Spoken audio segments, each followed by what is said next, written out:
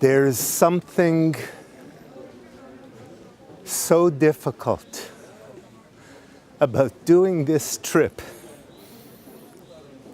coming here to this place, this sacred ground. I've never been here before. Frankly, I deliberately never wanted to come. I felt like this place, Auschwitz, I felt like I knew it since I was a child. I felt like I've heard every cry. I felt every frustration and anxiety that was felt by the millions of Jews who came through these doors, not as tourists, but as victims, not knowing what to anticipate.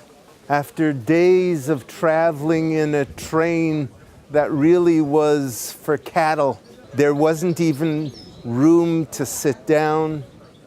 And they saw that sign, Arbeit macht frei, work makes you free. And it was all part of a ruse to get them to feel like they were going to live, but work. But this was an extermination camp. They had just traveled for days without food and without water, and many of them in the cattle cars had died. I try to imagine that scene. The trains coming over there, right over there. People frightened, people with children, trying to stay alive, with soldiers with guns all around them.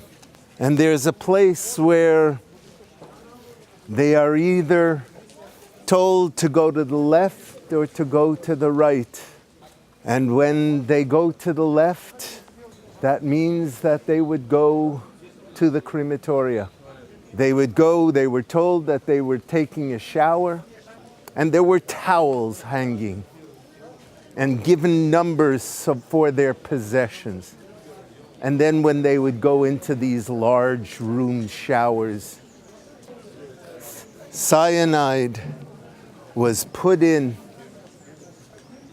and the struggle for air, people scratching their nails on the wall to try to get higher, to get air.